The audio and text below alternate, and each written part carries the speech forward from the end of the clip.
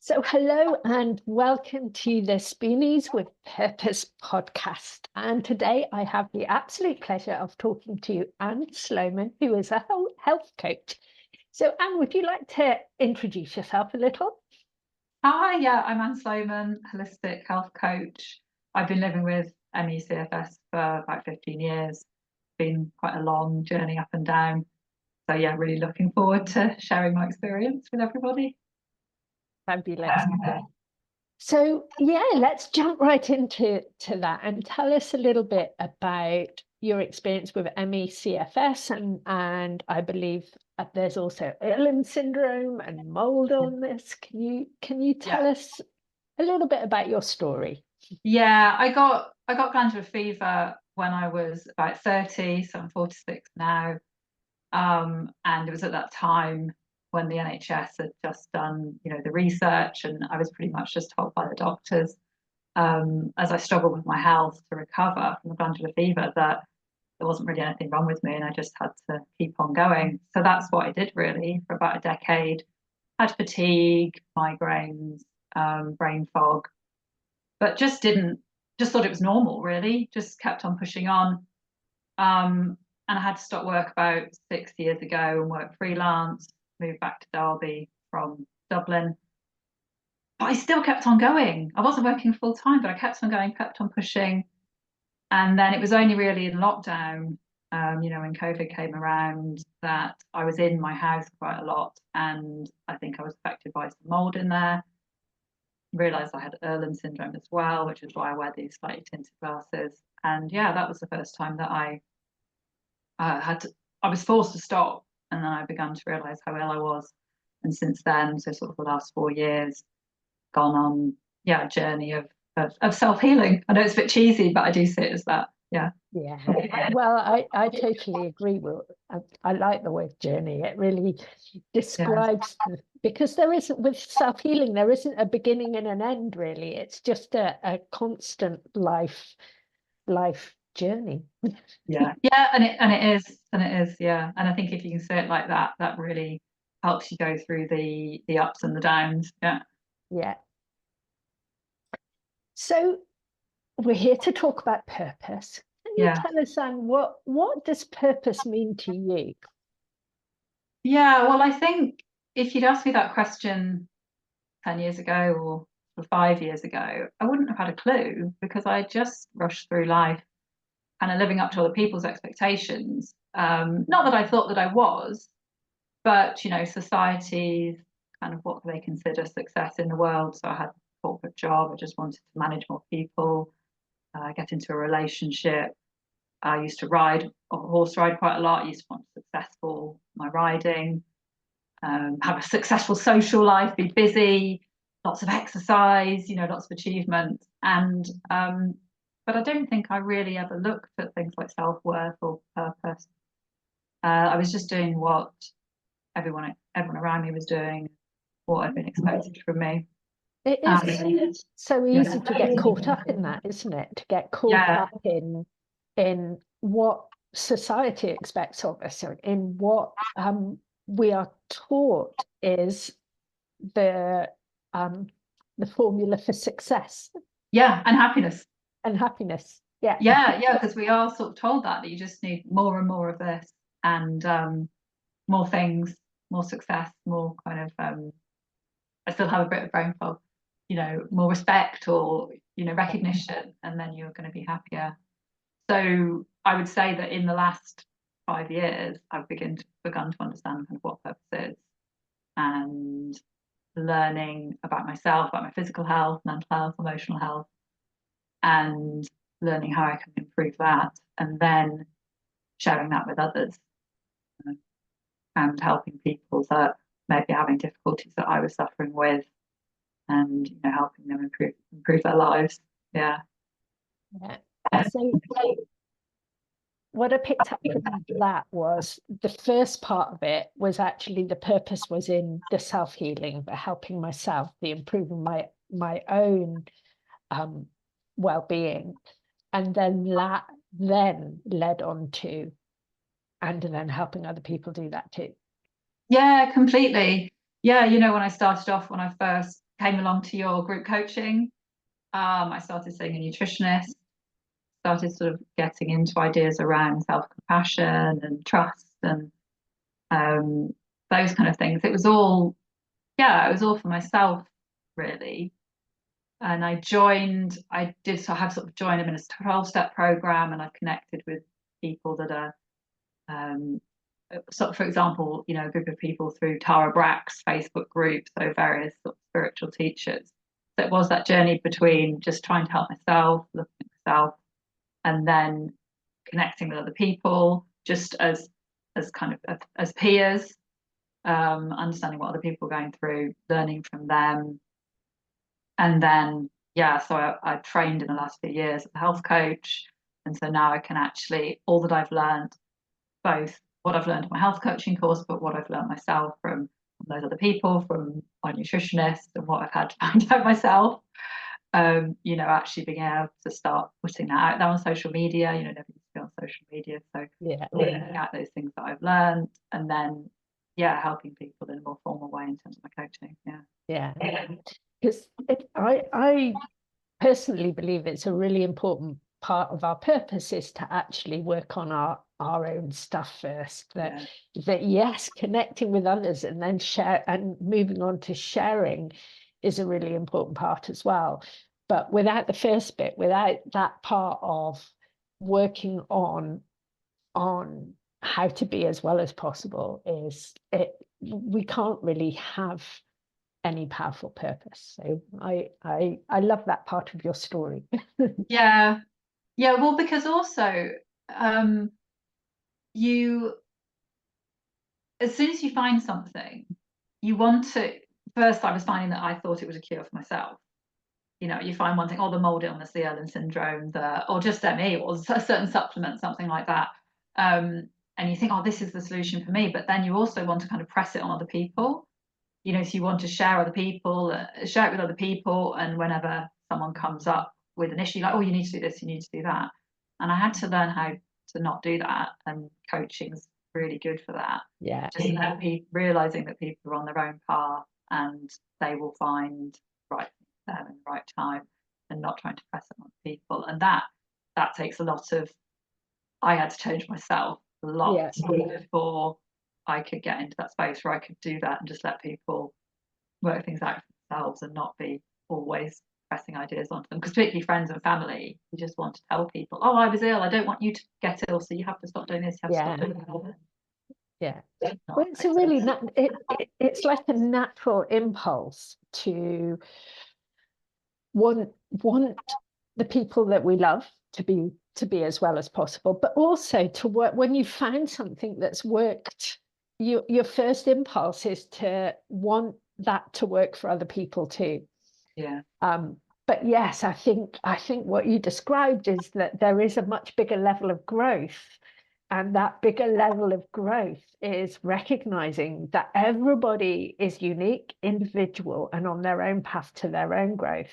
And that you may have resources that can support people in their growth, but saying, this helped me, so it's going to help you, is not at that bigger level of expansion of supporting people to find their own way in their journey. And I love how you pointed that out. Fabulous. And and that is what a coach is all about, isn't it? It's about supporting people to find their own route to optimum well-being, because their own route is the route that is going to work best for them. Yeah, definitely. Yeah, I agree. So, well, I picked it out from what you were saying, Anne. Yeah. That's what I'm here to do. So the other thing I'd like to ask is, how do you particularly balance your well-being and dealing with the long-term health conditions that you're still dealing with, and applying yourself to serving a purpose? Yeah, well, I'll be really honest, you know, doing your group coaching was amazing. I did, there's one thing that I may be misremembering it, so if it's not exactly what you said, then please correct me. But you sort of said if you're still getting symptoms, you're doing too much.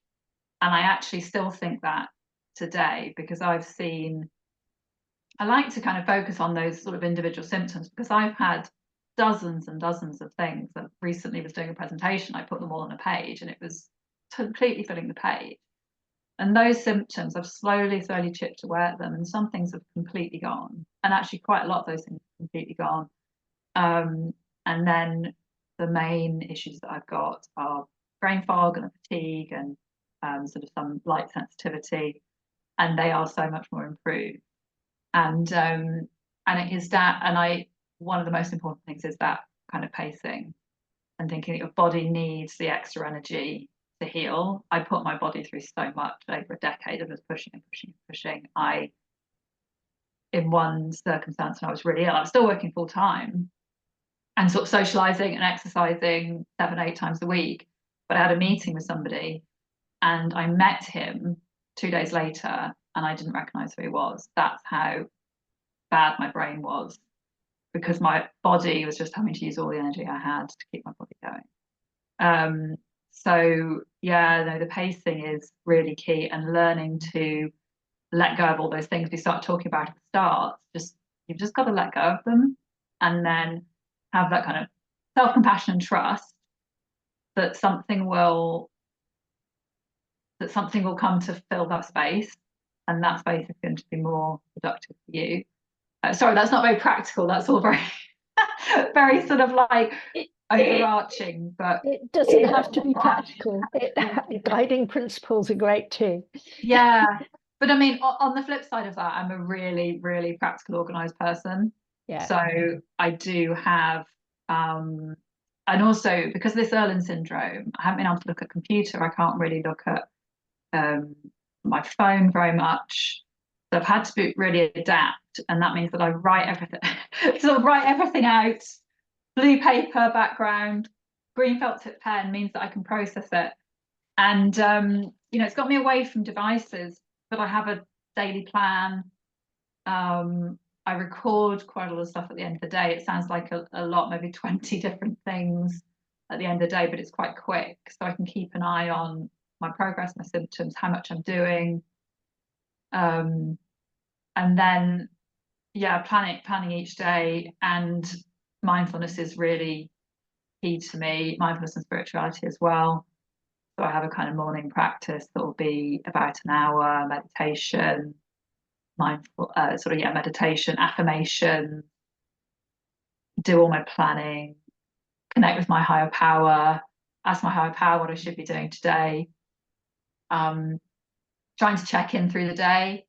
So when I've suffered really, really badly from anxiety. So checking in when I'm anxious, trying to work through what's happening there, and then doing the same at the end of the day. I'm not very good at that at the moment, but trying to have a similar practice at the end of the day, reviewing the day, seeing how you're feeling through the day. Do you need to rest? That forcing yourself to stop when you're in the middle of a task that you want to finish. Yeah. Really, really hard. And then the other thing for me is prioritizing those things that make you better. So I think it's something that Alex Howard says, it's like, look at the things that are improving your health, and are you prioritizing those each day? And so for me, food has been really, really important. I used to use sugar and alcohol in particular to kind of keep going through the day. So I haven't drunk, and I used to drink a lot, both socially, but also just to kind of calm myself down at the end of the day. A lot of sugary snacks. And I don't do any of that. And that's almost kind of a little bit my passion as well, to share the improvement I've had in my health from cutting out the sugar and the alcohol. But realizing that that's not simple. It's not just about willpower. It's about understanding why you're using those things.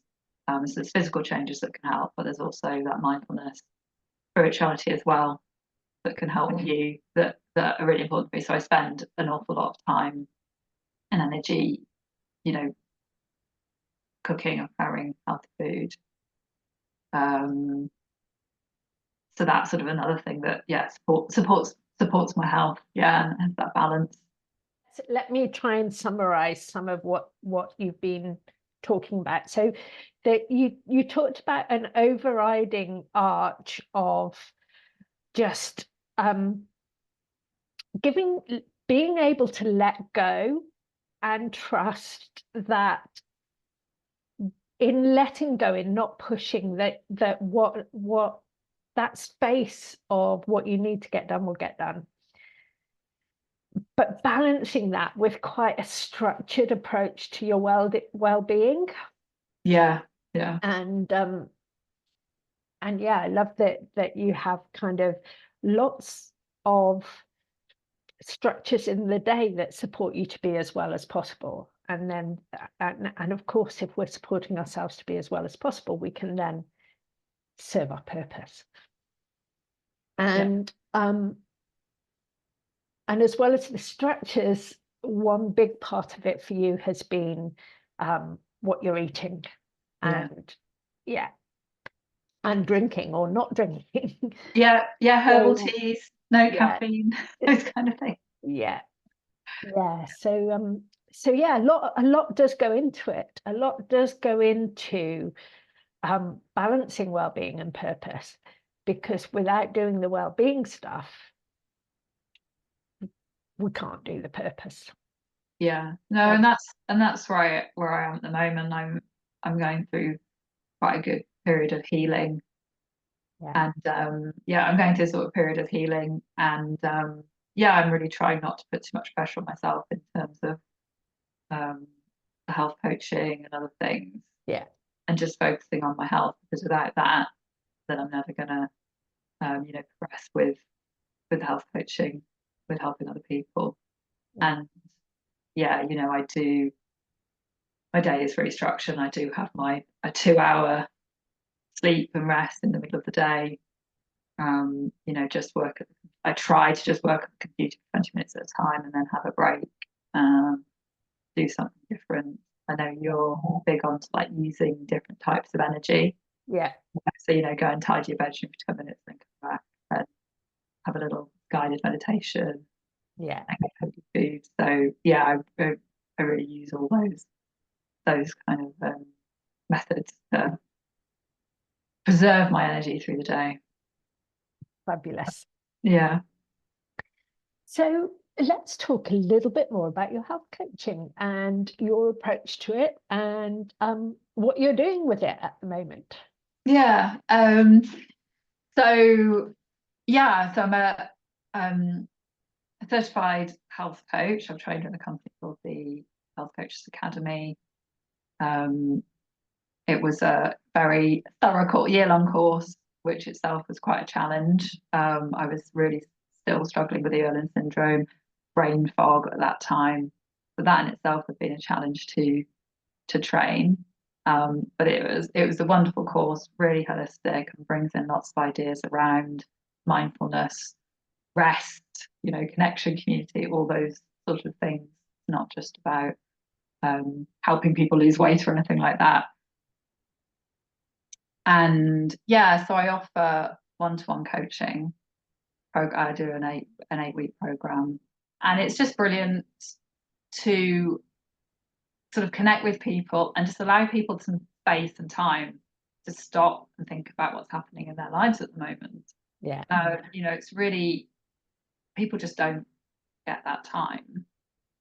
Giving people an hour and you can listen and reflect back, it's just amazing how helpful that can be for people. People very often clients arrive in very distracted, busy state, and we work at trying to get people in a state where they can kind of problem solve and think positively, and it's amazing to see that happen. And people can quite often, we're not therapists, but sometimes people can become quite emotional. Just allow people to feel that, and then move into a more positive mindset. I focus on setting a vision to start with. That can be you know, for the end of the program, or it can be more long term. I give people the basics of healthy eating. It's a really simple sort of eating plan. It's about balancing your blood sugar. It's really relevant to people with ME/CFS because it's about keeping your energy steady all day and not using kind of stimulants and sugar and carbs to just give you a little energy spike, and then you're feeling this drop in energy, and then you can actually end up doing too much because you're, you know, using these stimulants. So we do a bit about that and help people fit that into their routine. Lots of tips and tricks, so it's not too time consuming or energy consuming for people. I had to start eating like this when I was really ill, so you know, I know how to do it on a budget and quite quickly. And yeah, so that's the one-to-one coaching. But at the moment, I've done a free webinar that was called Eat Be Do. So that talks about the combination of healthy eating and mindfulness, and then coaching, sort of putting those things into action. So that's on my website. So that's free if you want to go and look at that. And I'm going to do a free workshop in a few weeks' time on sugar, so helping people improve their relationship with sugar. Fabulous. So I'll make sure that all of those details are on the page where I share the podcast. Yeah. Yeah, brilliant. Yeah. So is there anything else you'd like to share before we say goodbye? Well, yeah, one of the things I am learning at the moment is social media. I used to avoid it like the plague. I've been working out how to use Instagram in the last couple of weeks. So yeah, there's also lots of stuff I post online. So diet stuff, mindfulness, some inspiring affirmations. So yeah, do follow me on Instagram or Facebook, and there's lots of free information there as well. Okay, those links will be somewhere with this as well. Brilliant. Thanks, Julie. All right. Well, it's been an absolute pleasure talking to you, Anne. And yeah, if any of you who are listening to this podcast would like to come and join me and talk about how you see purpose, how you found your purpose, and share any tips that you have with the listeners about balancing purpose with living with a long-term health condition, I would love to hear from you. So please get in touch. Take care, everybody. Bye-bye. Thanks, Julie. Bye.